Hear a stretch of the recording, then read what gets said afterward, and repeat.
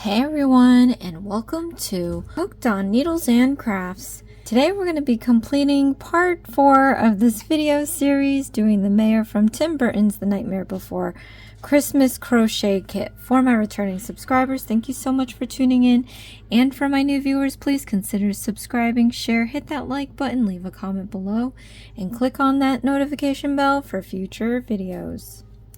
So today, you guys, we are doing like the billionth part video of this. I forgot to realize how long these Nightmare Before Christmas kits go.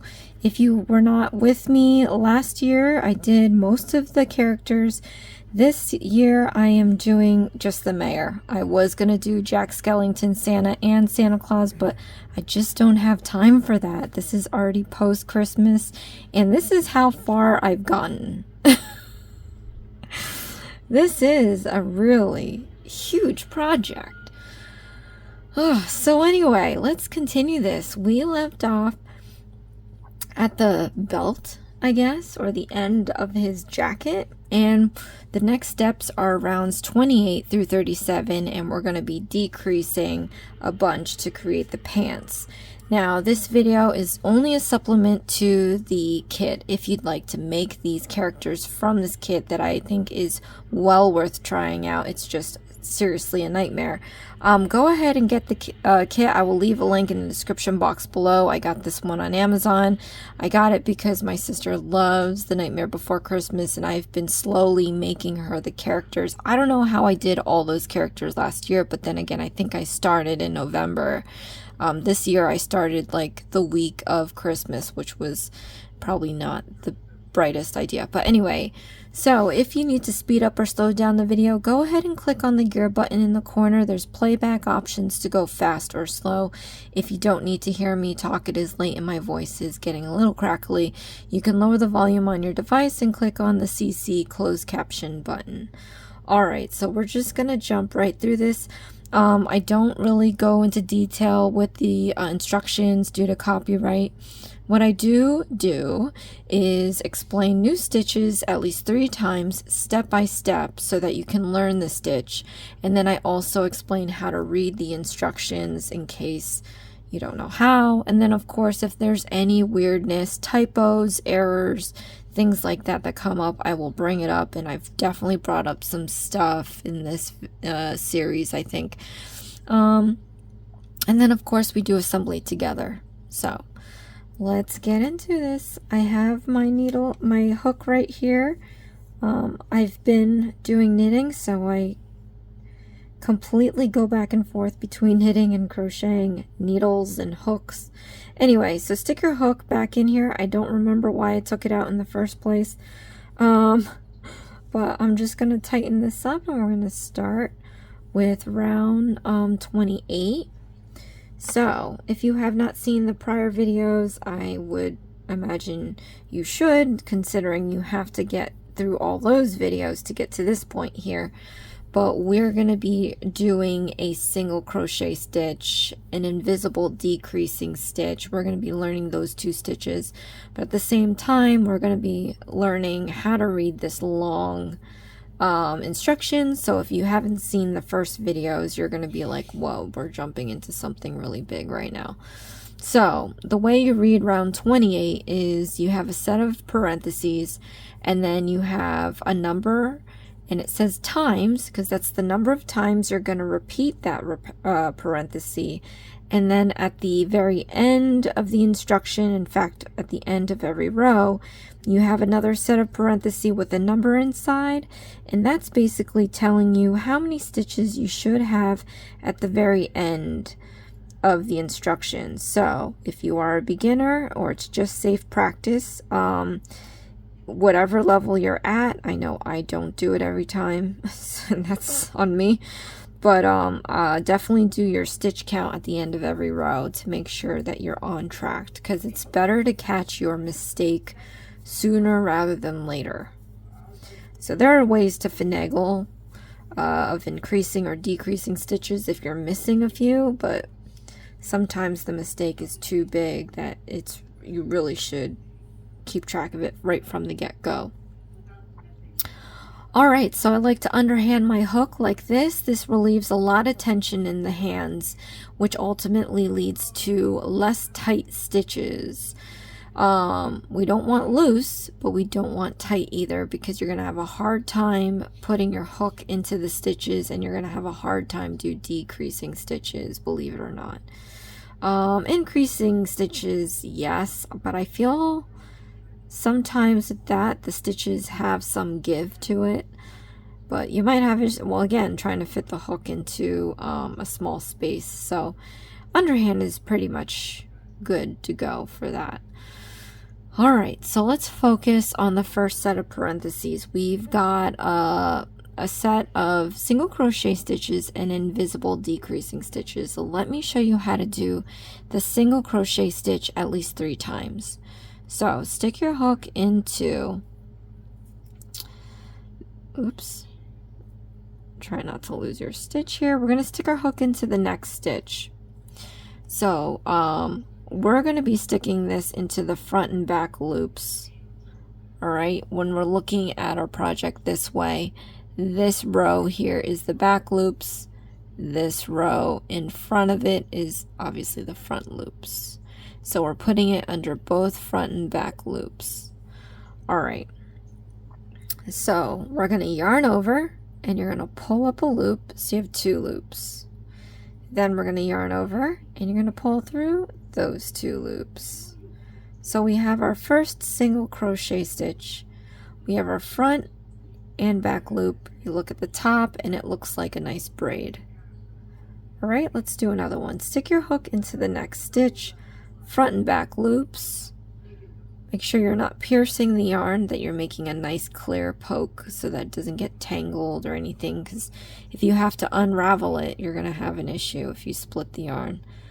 But we're going to yarn over, you're going to pull through the loop, and you have 2 loops.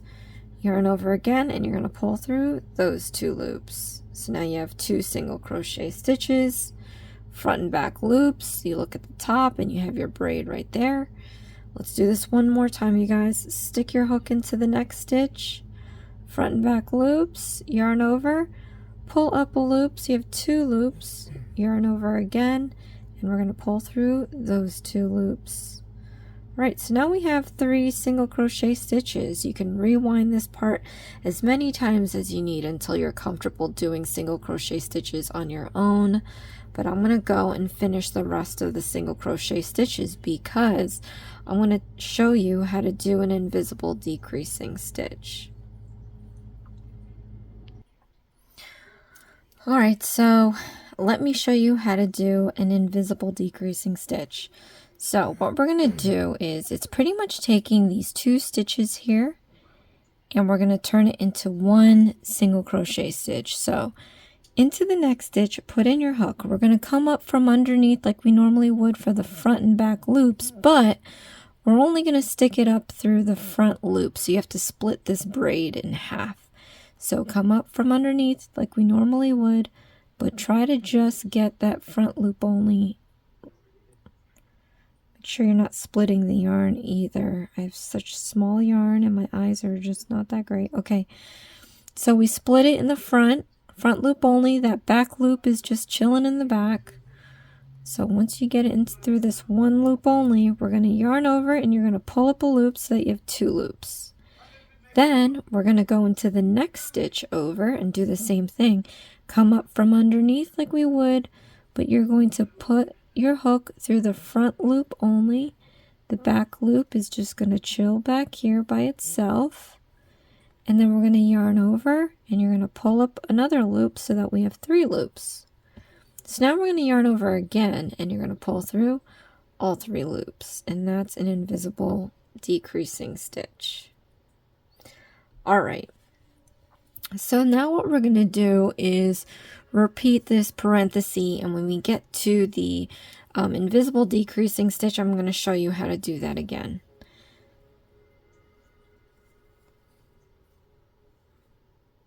Oops.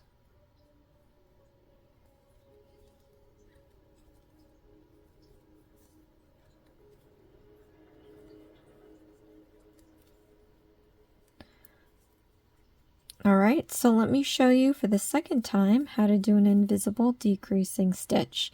Again, we're taking 2 single crochet stitches and we're turning it into 1 single crochet stitch.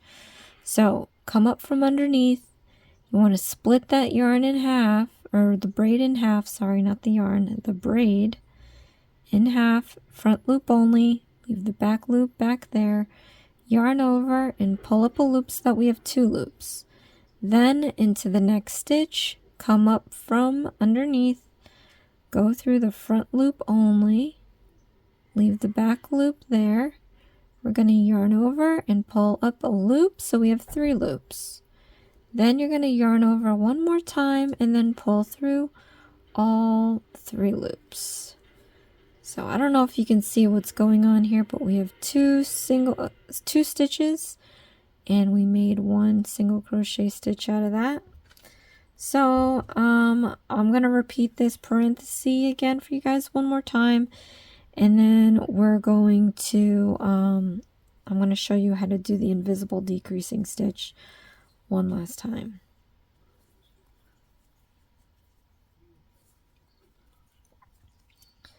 All right, so again, taking 2 single crochet stitches and turning it into single crochet stitch, come up from underneath, put your hook in the front loop only by splitting that braid.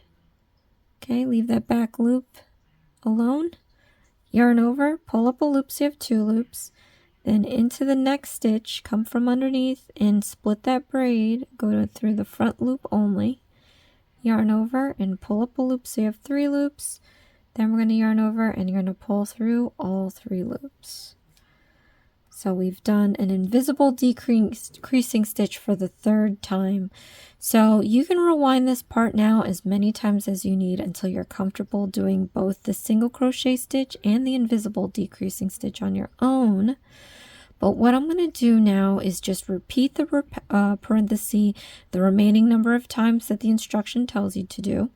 Then again, if you are a beginner starting with your stitch marker, you want to count the number of stitches you have for this round and make sure that it matches up with the same number of stitches on round 28.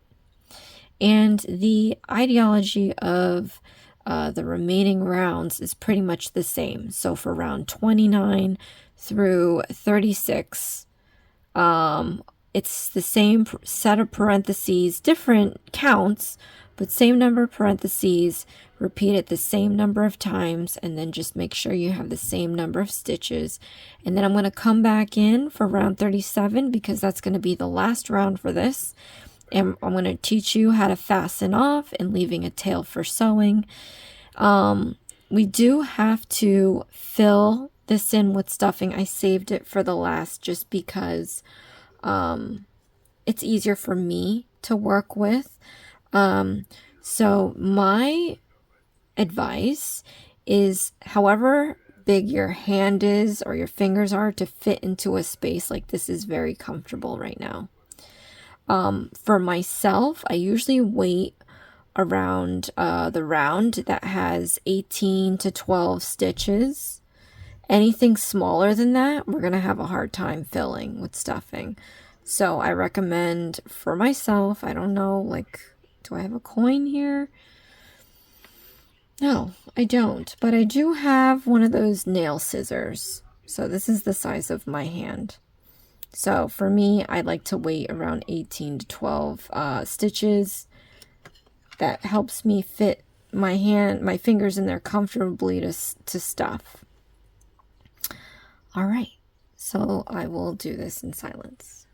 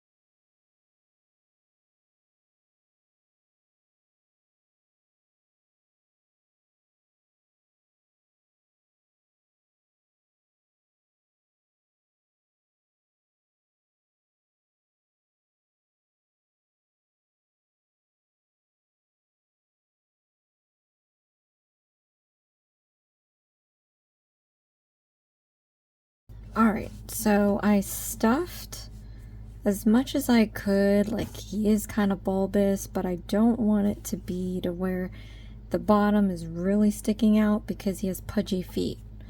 I was worried that my yarn here in the gray is very thin, so I was worried that it wouldn't be able to stand on its own, but looking at how much this is filled, I'm not worried about that anymore. Here, if your wire is not bending in the direction that you would like, you can go in and bend it. But it's been bending because it's hitting my desk and I'm squeezing it, so I'll fix it at the very end. Anyway, we are at round 37.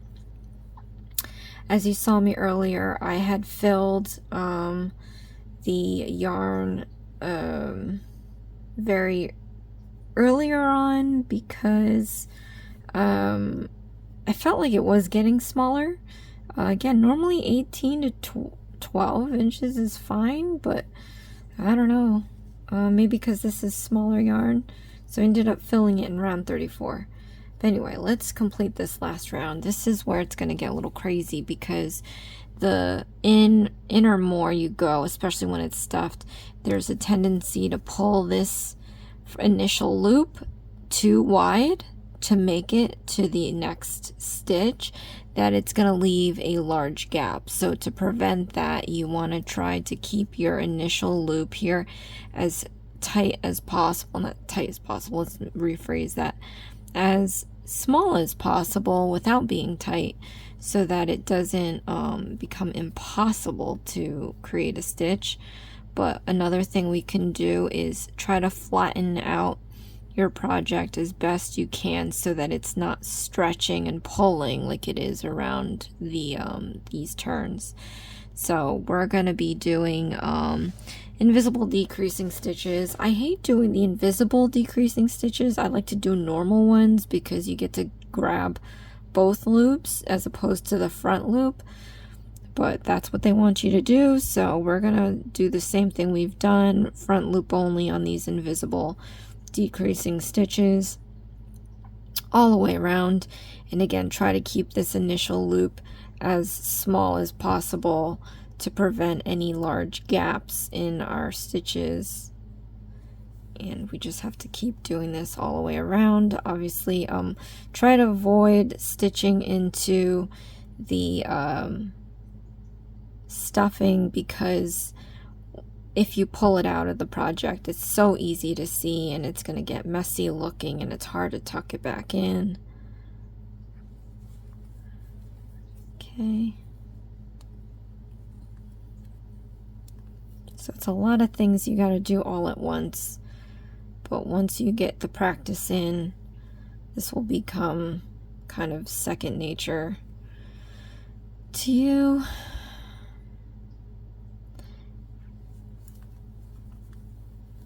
See, and my yarn is just so flimsy. It's the only gray I had that looks good enough. I do have actually another gray, but that yarn is way too big. And I didn't want to use that. Oops, see, it's pulling. It's the same gauge as the white, and see how extra big, extra large it made everything. So I really wanted to avoid using that one. So I opted for this very skinny one, which is proving to be a little difficult right about now. And there's no way around it. It's really stretching now because the stitches are naturally pulling as I am doing all these decreasing stitches.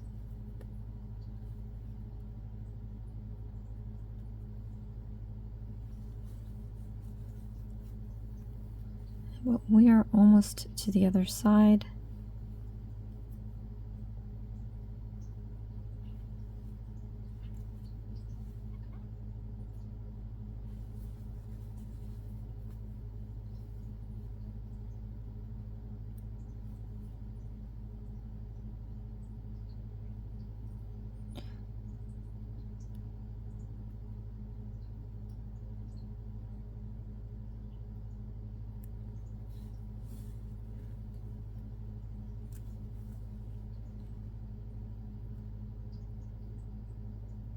Okay, remove this marker. We won't be needing it anymore. So yeah, imagine if you did all that and then you have to stuff it. Yeah, that's not happening. So now I have to fasten this off. We need a tail for sewing.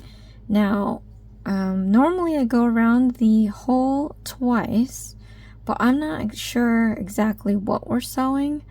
So this is the length that I would need. Let me just double that, actually.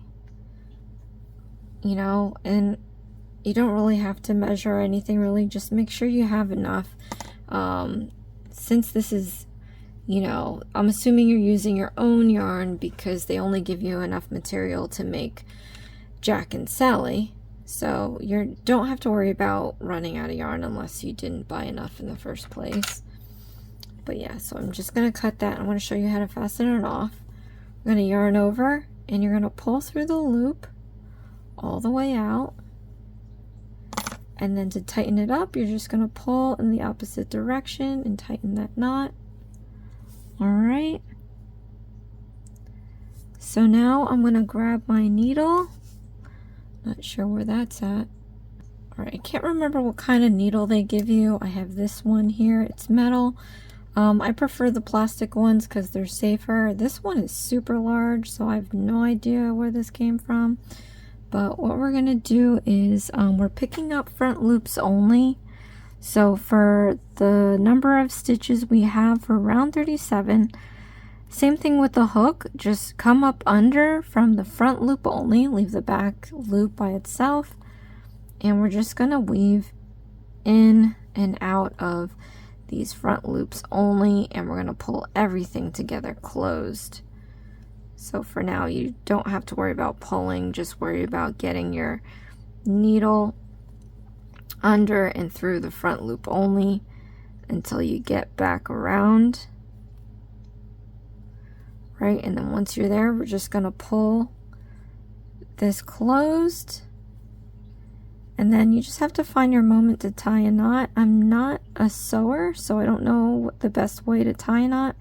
But what I do is just stick the needle through a knot here, a stitch, and then I go through, I leave a loop, and I go through the loop twice with the needle, and then I start pulling and letting go of that loop, and it causes like this French knot, kind of. If you're in the sewing world, it's called the French knot, not loop. Alright, and then you have this. I'm not sure exactly yet what we're doing with this, so we can remove the needle just so that you're not worried about losing it or sticking yourself. Even though it's plastic, you still can get hurt. And then we're just going to do the next parts. I'm just gonna like zhuzh this up a bit, but we have the body coming along. Let's see what the next steps are. A little excited about this. Alright, so it has you doing the face, and we already did that. Kudos. Alright, so now we have to do a shirt, and it's asking you to make 2 of these. So with the white, aka the thick gauge yarn that I've been trying to avoid to use, we're going to be using that. So let me just grab my white. And this I got from the Dollar Tree just to have white. I think in the future, if I have time or remember, I'm going to get another spool of white. This is Red Heart. I normally get Red Heart actually, and this is a very cute, smaller version of what I normally would get. But I'm going to find a gauge that's smaller because this makes all these kit projects so much bigger. Alright, let me see actually how much time we have because we need to do the shirt, the collar, and the spider. We also have the arm, the rosette, and then the legs. Okay, so let me just check all this stuff we gotta do. So for the shirt, I'm gonna do the second one off camera. We're gonna do a row. We're not doing the amigurumi, so I'm going to show you how to cast on with the slip knot. So take your ring, pinky, and thumb, hold one end, then take your index and middle and hold the other. We're going to take our hook, lie it perpendicular to the yarn, and we're going to go down, out, and around to create this loop around our hook. You can easily slide your hook up and down. We're going to slide it down towards our thumb. Take your middle finger and just hold it where it crosses so we can let go of our left hand, because we need to gather up some yarn here. Then you're going to re-pinch the end as low as you can go without losing the end. I'm going to lower my hook closer to my thumb, and then I'm going to pinch it with my middle finger where it crosses so I can no longer slide the hook up and down. Then we're going to yarn over, and I'm going to pull through the loop. Then I'm going to overhand my hook, re-pinch the end, and I'm going to push this knot towards my thumb. All right. Then once I get to a point where I can't push this knot anymore, I'm going to take my thumb and middle finger and just pull the excess out just to make the knot a little more snug, and then we're going to push this up, and then we can start our first row. I'm going to get some yarn first.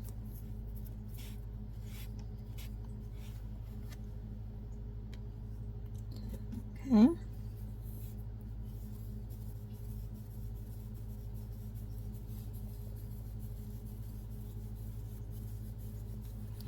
So as backwards as I put that on,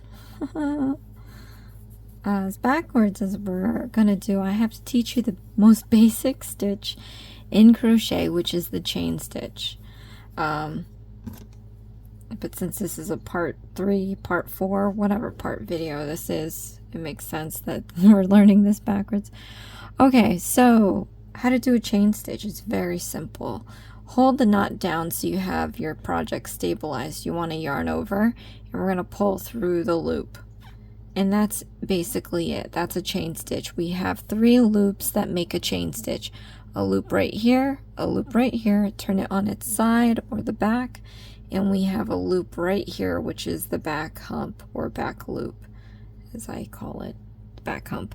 Anyway, so let's do another one. Yarn over and pull through that loop. Again, chain stitch. Loop on each side, turn it to its side. You can see the loop in the back hump. One more time, you guys. So we're going to yarn over, and you're going to pull through the loop. Again, a loop on each side here, turn it on its side, and you can see the back hump right there.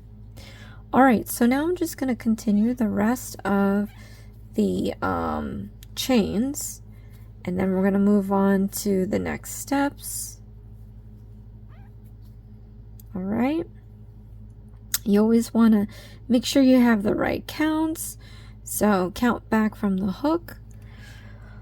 Alright, so since it seems like we're going to be doing single crochet stitches, one trick to know that's pretty universal for any crochet instruction is if you're doing chains and then the next step we're doing is single crochet stitches, we're always going to skip the first chain and put our hook into the second.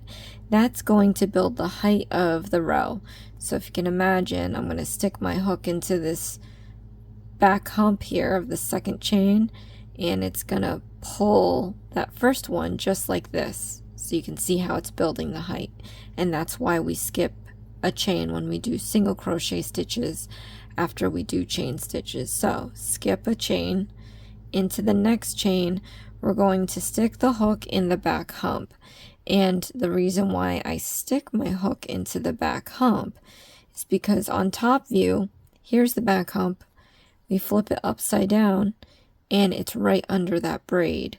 So that's the reason why I do it, because I don't know exactly what's going to be exposed, but just in good practice, I'm going to use the back hump because I get to keep this really pretty braid underneath. Okay, so let's do our single crochet stitch like we normally would.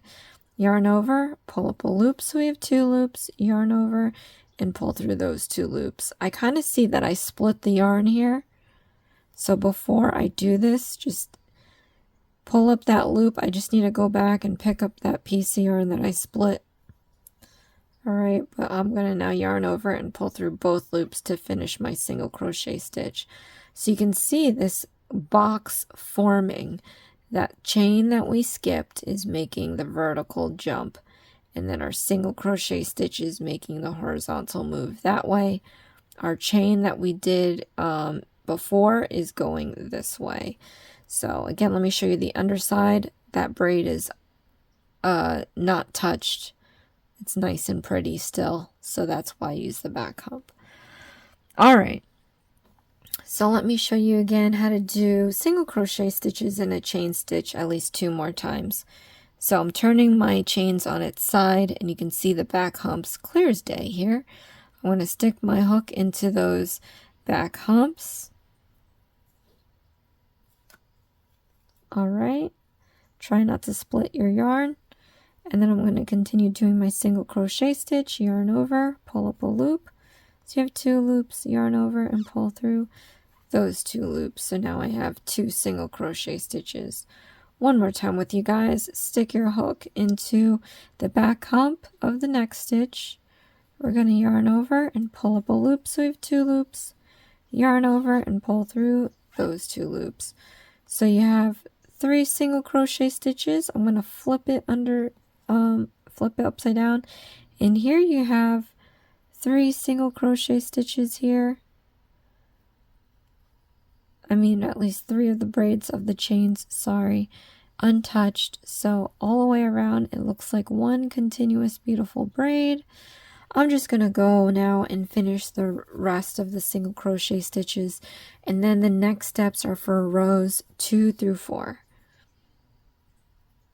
So feel free to rewind this video as many times as you need to complete doing single crochet stitches off the back hump of your chain stitches. I'm just going to move this along now. We have about an hour left to go on our video. So hopefully I can fit as many of these pieces as I can, but it's looking like we're going to have to do a part 4, I think. I don't even know what part we're on. To assemble everything at least. Maybe do a few more pieces. We'll see. But yeah, these things take up so much time to do. Everybody just thinks these things just happen 1, 2, 3. And as a beginner, I'll tell you, it's not even going to be close to 2 hours. Because beginners, when I was beginner, I took way too much time trying to get it right. You know, and I think right now we're all in that same boat. Okay. So I finished my single crochet stitches. I'm going to do rounds 2 through 4. Just so that I don't lose track of my rows, I'm going to pull out my markers. Definitely invest in these. I can't remember if this kit gave you stitch markers, but I always say invest in these anyway because you're going to need it for any kit that you do. They help you keep track of stitch count and row count. So this will be 2, 3, 4. I like to pick the ones that are open more so I don't have to spend the time trying to pry them open and then slip them in. So let's do this, 2, 3, 4. So for the next round, or next row, I am going to slip this under the chain that we made, just like how we did with the body part that we just completed. All right, so we have to, oh, that's funny that it doesn't, okay. So when we finished row 1, it wants you to turn. So turn your project. So you had this looking like this. We finished all the chains. There's nothing left on the left. So we just have to turn it. And that's how you get all these stitches back on the left side. If you're a righty, you have to have stitches on the left side to do a row. If you're a lefty, you need stitches on the right side to do a row. Okay. So for rows 2 through 4, you're going to chain 1. And like I said, chain 1 always builds the height for the row. If you build more than 1, that's a different story because it's going to tell you to do a different stitch entirely. But more than likely, if you chain 1, you're going to be doing a bunch of single crochet stitches. All right, so for the next comma section we have here, we're surprisingly doing invisible decreasing stitch. That's interesting. All right, I wish they had a stitch count too. Okay. Now, normally when we do our first stitch, it's right where the stitch marker is. Invisible decreasing stitches, like I said, is the front loop only. So where the stitch marker is, do that front loop only. Okay, yarn over and pull up a loop. Oh, and I split it. Let me do this over. Make sure you don't split your yarn. All right, into the next stitch, front loop only. Put your hook in there, yarn over, pull up a loop. So now we have 3 loops. I'm just going to go ahead and yarn over and pull this through all 3 loops. So we have our invisible decreasing stitch. The next comma section, it says that we have to do single crochet stitches. It also says until we have remaining stitches from the end. Because we're going to invisible decreasing stitch that. So let's do our single crochet stitches.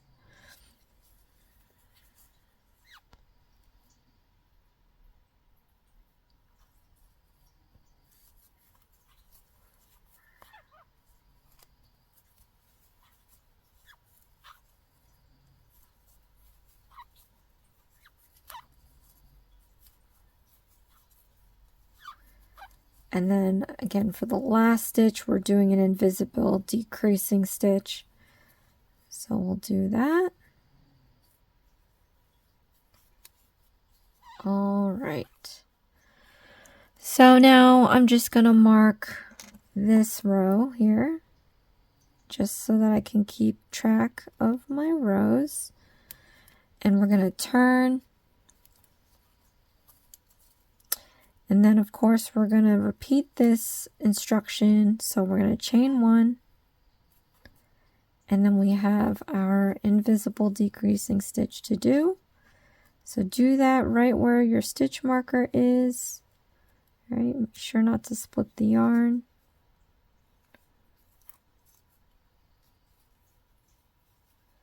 Okay. Then we have to do our single crochet stitches up till we have to do our invisible decreasing stitch at the very end.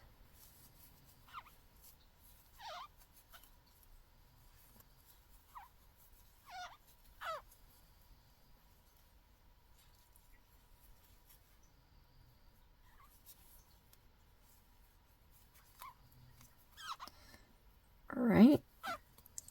Then I'm going to put this last marker here. So this is telling me we have round 4 to do. We're going to turn it. And then of course I have to do my chain stitch so that I can go into my invisible decreasing stitch.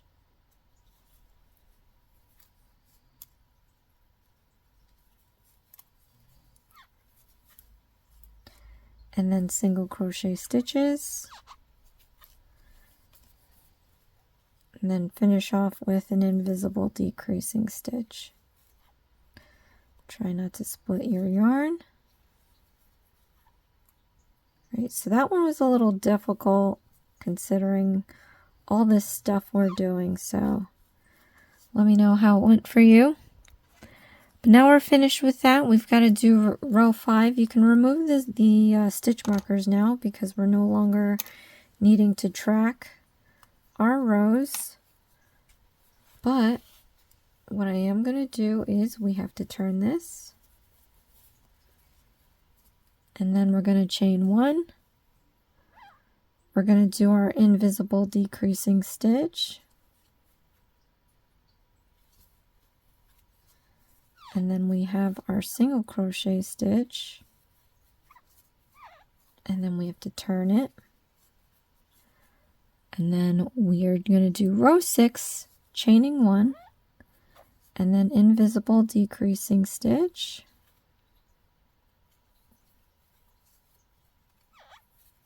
All right. So now we have to fasten this off and leave a tail for sewing. Okay, so what you want to do is I'm going to generously go around the perimeter twice, and I'm assuming that's going to be enough for me to sew the shirt to the body. But what you're going to do is fasten off. I showed you once before. Let me show you again. Yarn over. Oh, I split the yarn here. Let me just fix this first. Yarn over. Pull through the loop all the way out. Then tighten it up. All right, and then we're going to sew this to the body. I'm just going to do this one because off camera I'm going to do the second one and sew that on, and then we can move on to the next thing, which is the collar that we also have to make two of. So here we have the shirt. You want to even this off. It normally tells you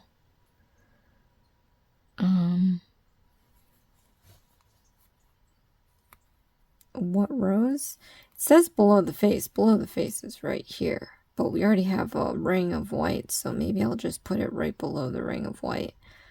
And then of course you want to try to center it, which I normally have a problem with doing. But then we can come in here and sew into the body. So this is 2 different gauge yarns, so you're gonna see how crazy this is gonna be, but gotta make it work.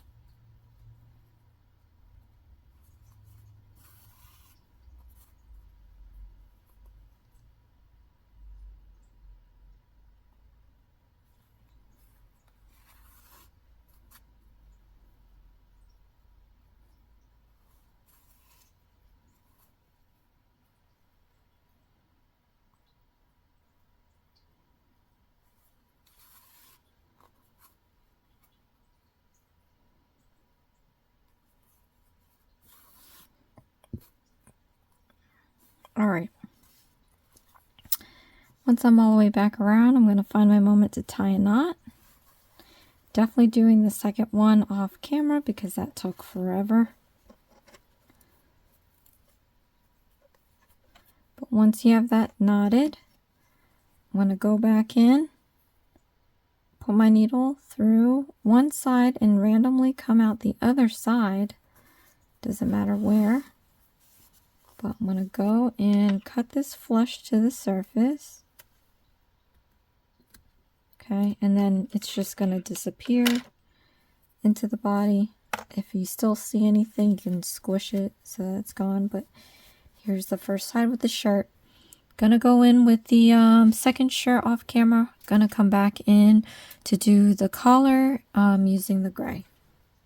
Alright, so I did have the second shirt sewn on. We'll show that later. Let's work on the collar. So we're going to have to cast on with the slip knot again, and I believe this might be the third time we're doing this, so I won't have to show you again afterwards. But anyway, take your ring, pinky, and thumb and hold one end. Then we're going to take our index and middle and hold the other. Then you're going to take your crochet hook and lie it perpendicular to the yarn. We're going to go down, out, and around to create this loop around your hook. You can slide it easily up and down this yarn here. We're going to slide it down towards our thumb, take our middle finger and just hold it where it crosses so that we can let go of our left and gather up some feeder yarn. Then you're going to re-pinch the end as low as you can possibly go. Then we're going to lower our hook closer to the end and pinch it right where it crosses so that you can no longer move your hook up and down the yarn. Then we're going to yarn over and you're going to pull through the loop. I'm going to overhand my hook, re-pinch this end, and I'm going to slide this knot towards my thumb. And once we get to where we can't push it down anymore, then you can take your thumb and middle finger and just pull that end a little bit tighter. And then we're going to slide our knot closer to our hook so that we can do the first row. All right. So we are going to be holding down the knot like this to stabilize our project. I'm going to put my hand back underneath the hook and we're going to do a bunch of chain stitches. So we've shown how to do those. Just complete the chain stitches required for this row.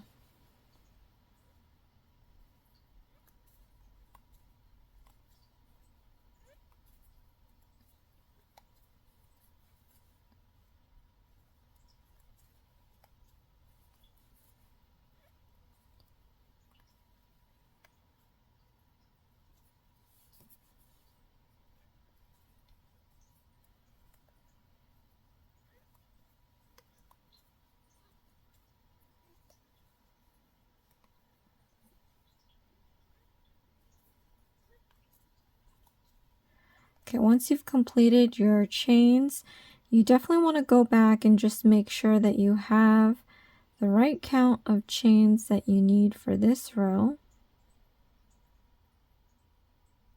Okay.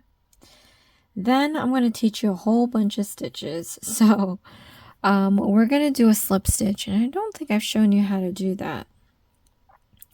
But we're going to skip our first stitch and we're going to do a slip stitch in the second stitch. Stick your hook into that back hump, and then to do a slip stitch, all you have to do is yarn over and pull through the loop, all the loops off your hook, so you just have one left. All right, so the next stitches we're going to do are single crochet stitches, so let's do that now. I've already shown you how to do those, so the single crochet stitches shouldn't be too hard to do on your own. But then after we do that, I'm just going to teach you how to do the half double crochet stitches. So what you want to do is yarn over. We're going to stick our hook into the next stitch. Then we're going to yarn over and you're going to pull up a loop so that we have 3 loops on our hook now. Then we're going to yarn over and you're going to pull through all 3 loops. Let me show you how to do that again. So yarn over, stick your hook into the next stitch, We're going to yarn over again, pull through the loops. So now you have 3 loops on your hook. We're going to yarn over and then pull through all 3 loops. One more time, you guys. Yarn over, stick your hook into the next stitch. We're going to yarn over and pull up a loop so that we have 3 loops. Yarn over and pull through all 3 loops. And that's how you do the half double crochet stitch. Now I'm going to teach you how to do a double crochet stitch. So yarn over, stick your hook into the next stitch, yarn over, pull up a loop so you have 3 loops, yarn over, pull through 2 loops, yarn over again and pull through the final 2 loops. So that's a double crochet stitch. Let me show you this 2 more times. So yarn over, stick your hook into the next stitch. We're going to yarn over, pull up a loop so you have 3 loops, yarn over and pull through those 2 loops, yarn over and pull through the last 2 loops. Alright, one more time, you guys. So yarn over, stick your hook into the next stitch, yarn over, pull up a loop so you have 3 loops, yarn over and pull through those 2 loops, and you'll have 2 loops left. Yarn over and pull through the final 2 loops. Alright, so now that I've shown you how to do a double crochet stitch 3 times, you can rewind this part of the video as many times as you need until you're comfortable doing double crochet stitches all the way around. But I'm going to continue, and then we're going to go to do the half double crochet stitch, single crochet stitches, and then I'll show you how to do the slip stitch again. But yeah, so let's just get through this.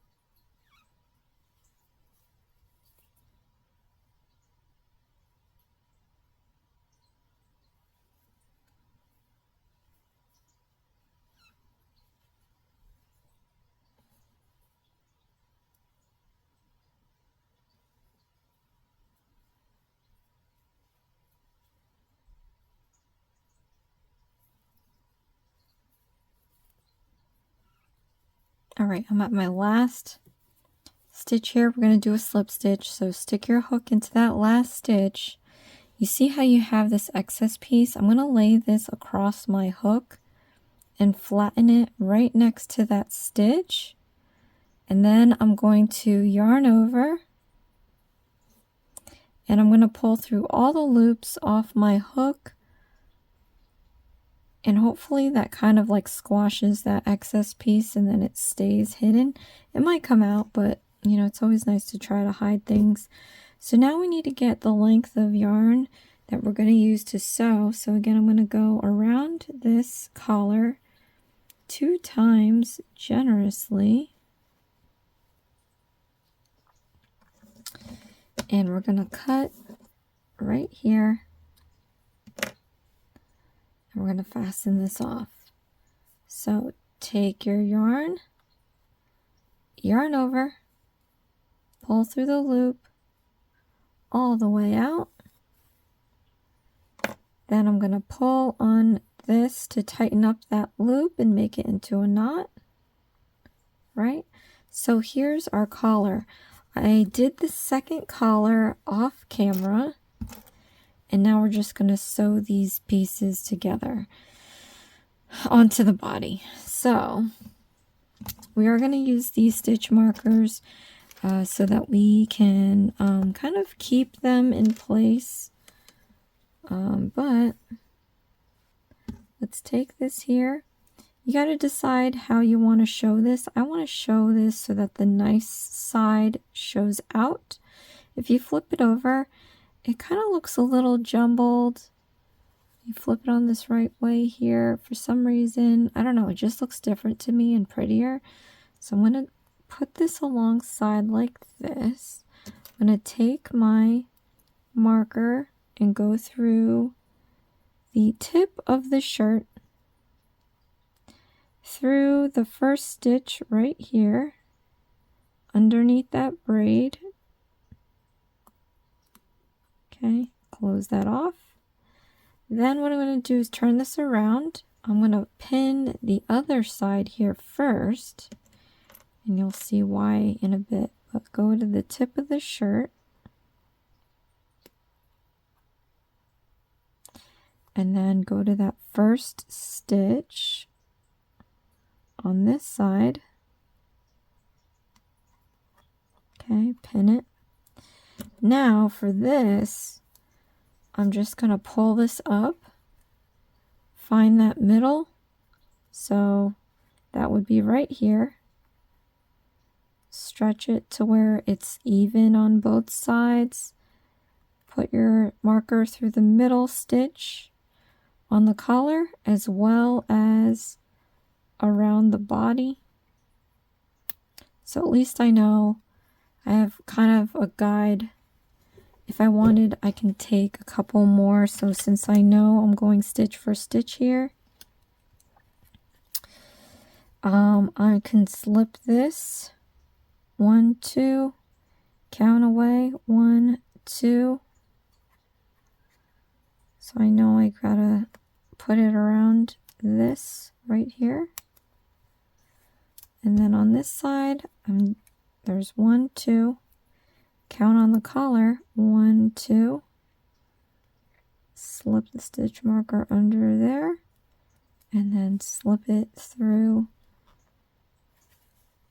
the stitch over here. And again, I didn't choose this. See, it takes a bit to open up that stitch marker, which is why I try to use the ones that are already open. Not every stitch marker is created equal, but see, now at least I know where I gotta end my piece here. So the more markers, the better. But let's go ahead and sew this together.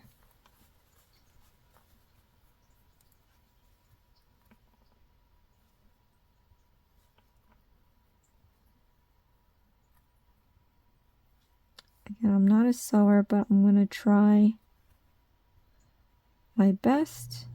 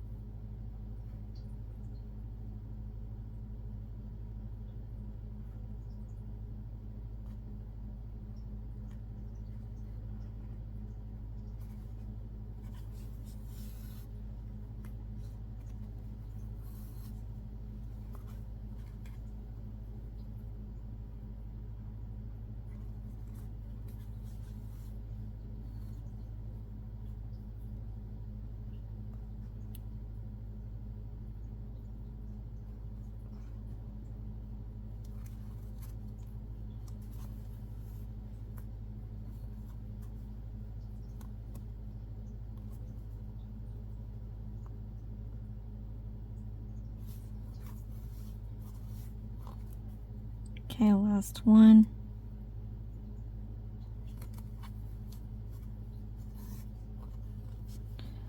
All right, I'm going to remove this marker because I have to tie my knot. Okay. And then off camera, I'm going to sew on the second collar, and then we're going to move on to the spider, and we have to make 2 of them. Stick this in one end, come out the other randomly. Okay, and I'm going to cut this piece flush.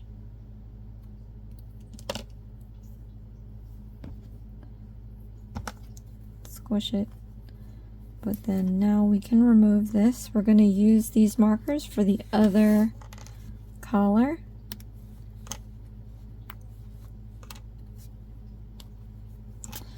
But actually, I think we're at a point where I think we don't have any more time left for this part. So when we come back, I am going to come back and show you the other collar sewn, but we're not going to be able to do the rest. We'll come back and do the rest in another part video. We still have the spider, the arm, the rosette, and the legs, and we have to put them all together. Wow, this took a lot, but we are almost there, you guys. Thank you so much for being patient with me doing these. We've had 2 holidays to get through, and I do have a full-time job and a couple of other channels, so I've been doing a lot, and we're gonna get this done. All right, so let's come back with the other color sewn. All right, so I sewed on the other side of the collar. So this is what it's looking like right now with the hat and the face. Here's the happy side. Here's the sad side, or mad side. Yeah, so far so cute. Let me know how it's going. We're just gonna have to come back in another part video and finish the rest of this. So we should have the mayor done at the end. So guys, I am going to be coming back in with some itty bitty knit kits. We got to get back to that. I've been asked about several other kits that I've started and haven't finished due to so many things going on. So we are going to get back to Annie's. I need to finish that blanket. It would be nice to have for the spring. So we're going to be doing Annie's, we're going to be doing itty bitty knit kits. We do have Frozen that I'm going to do. I think a lot of us like the movie, so we're just going to go ahead and do the Frozen characters. Hopefully they're not this big, because I just can't. Yeah. Alright, you guys, thank you so much, you guys, for watching. This is Hooked on Needles and Crafts. Please share, like, and subscribe for future videos, and I'll see you again next time. Thanks. Bye.